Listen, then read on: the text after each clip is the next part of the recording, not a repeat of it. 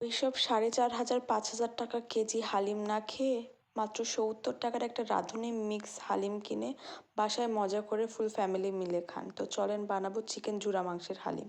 এখানে আমি গরম পানির ভিতরে চিকেনের লেগ পিস আর একটা লেগ পিসের হাফ দিয়েছি সিদ্ধ করার জন্য। আর হালিম মিক্সের ভিতর যে ডাল চাল মিক্স থাকে সেটা আমি একদম ফুটন্ত গরম পানির ভিতর ভিজিয়ে রেখেছি। তারপরে মাংসটা সিদ্ধ হয়ে গেলে ঝুরা করে নিব।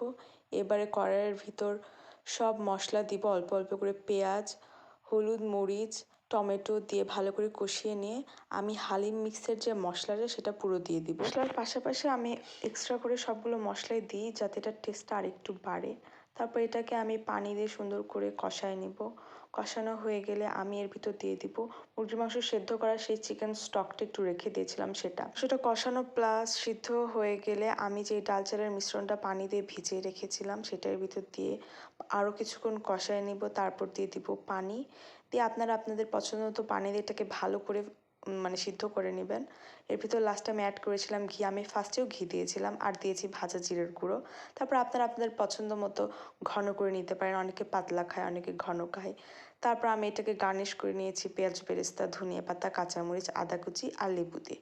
ধন্যবাদ সবাইকে। এটা একবার ট্রাই করে দেখবেন কেমন লাগে এবং আমাকে জানাবেন। আল্লাহ হাফেজ।